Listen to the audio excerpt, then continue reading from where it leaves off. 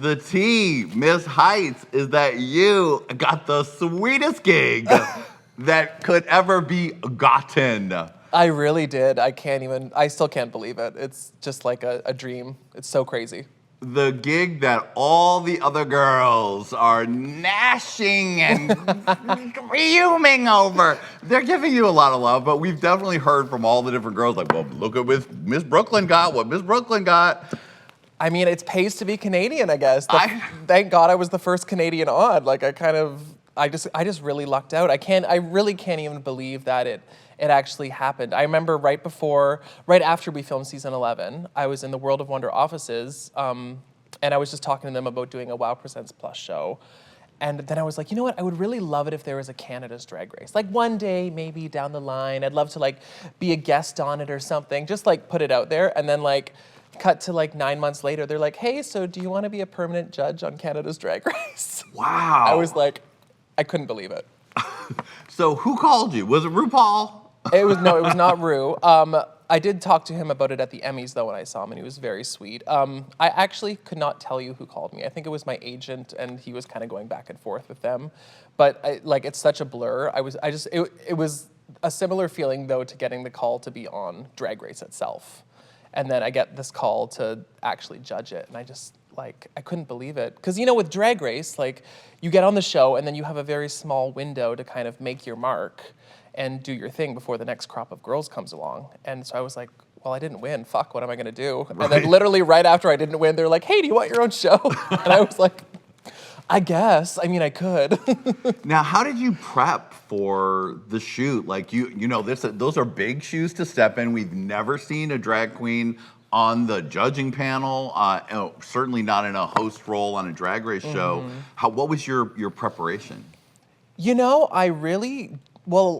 My number one thing going in there was I didn't want to imitate RuPaul. I really just wanted to be myself and just be natural. So that I didn't do a lot of prep.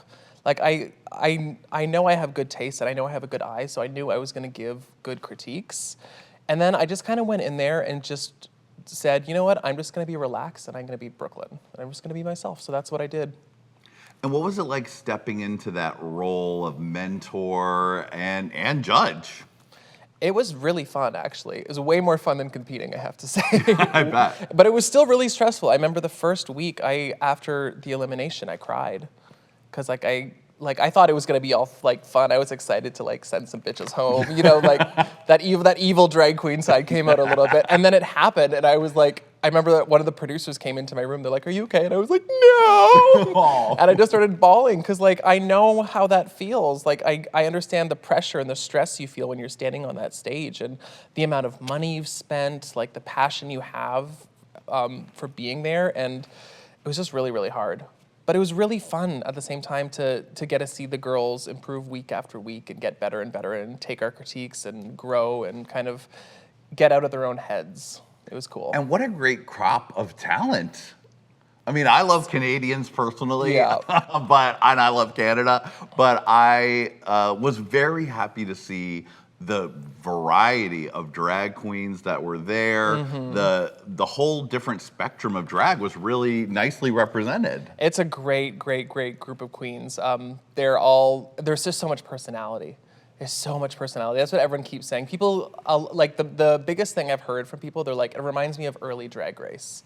When you just had all these big personalities and it was a little bit chaotic but super fun and just super enjoyable. That's kind of where we are right now, and I love it. Yeah, kind of like when you watched UK Drag Race, it seemed like they were not holding back, because now the Drag Race audience, you have tortured the queens, so they're afraid to do a lot of things on American Drag Race. And it seems sometimes the outside of the US ones, they're so hungry to get the attention. That's what I loved about it. Totally. And I mean, we've been in Canada, we've been waiting so long. Canada always feels like the little sister to the United States anyway. And then just to have our own version and have something for all of these amazing queens in Canada to aspire to be on and work harder for. So when they get on, they're, like you said, they're hungry for it. They just want it, and they're just willing to go balls to the walls, pun intended. I love when drag queens are going for it. Oh, I know. That's when it's really exciting. I agree. Oh my goodness. Now, is it tough having to pull the hearts out of your eyes every time you look at Jeffrey Boyer Chapman on the judging panel? Isn't he yummy? Yes. He is so yummy, and he has that like velvet voice.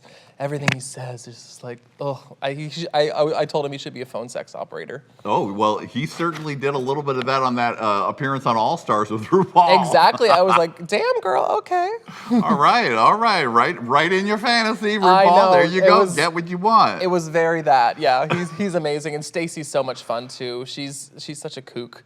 And I told her she actually should be a phone sex operator too, because she has that voice. She does. She talks like this. What are you wearing? She has this like deep. She sounds like a drag queen, and I love it. And between the two of you, that's a lot of legs.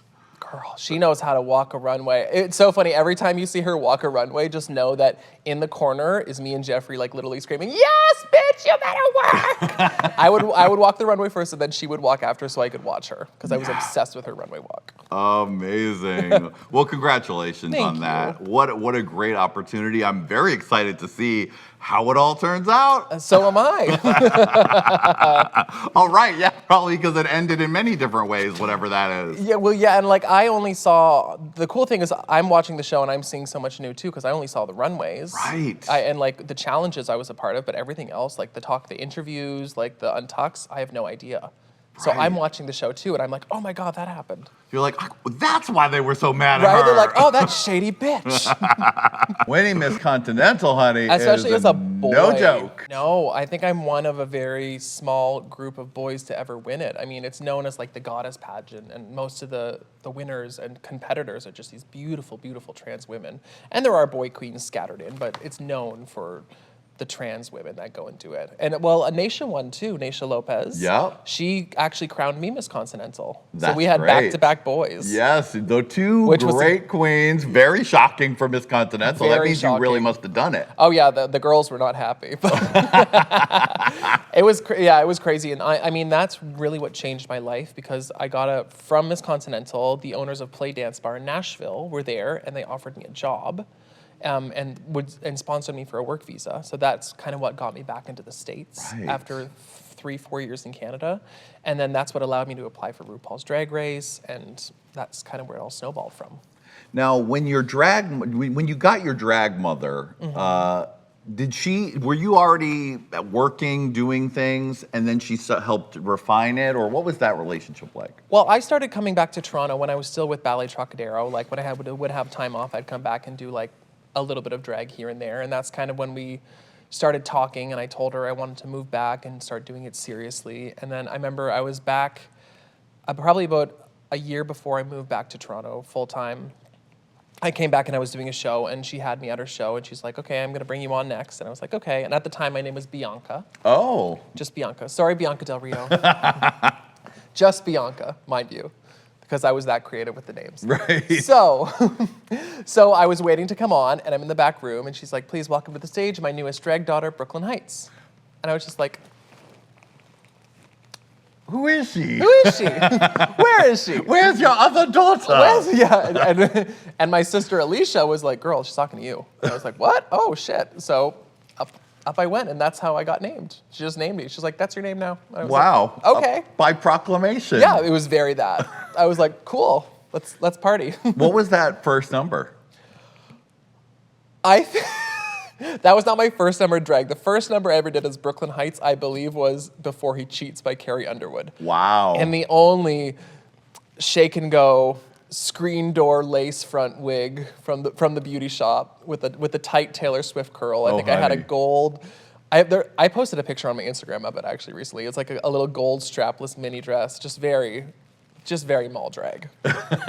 Yeah. Well, your drag certainly stepped up when you started to go into pageants. Yes. That's when you really start to have to find your team, I guess. Yeah. You know what? My drag really started getting elevated when I moved to the States. Like I was doing pageants and stuff, but Toronto is like you just do so much drag there, and like the bar I was working at, I worked there 3 nights a week probably, and it was me and another girl for our show. Our show was 2.5 hours, and we had to fill that 2.5 hours, just the two of us. So I probably would do about 16 numbers a night. Wow. And Toronto's known for that. It's called marathon drag. And like Yeah. you will go on, you will do 4 numbers back to back in a costume. You'll talk, you'll go off, the other girl will go on, and you change into something else. So, and I was a dancer, so everything I owned was a leotard or a catsuit. And I mean, when you're doing that many numbers, like, the looks are not exactly the first thing on your mind. Yeah. You're interested in like performing and getting through it and like being comfortable and being able to actually do stuff. So when I moved to the States, when I moved to play, and I was on like a real cast and I only had to do 3 or 4 numbers a night as opposed to 16, that's when I was like, oh shit. Like I moved down there and I thought I was the one. I Right. was sickening. I was Miss Continental. Yes, of course. And then I got there and I was like, oh. In Toronto, I was the one, but here, I fucking busted. They're not playing around No, at play. and they all had looks every number, big hair, the costumes, and I had my little like bodysuit every number. And that's kind of when I started delving into looks more.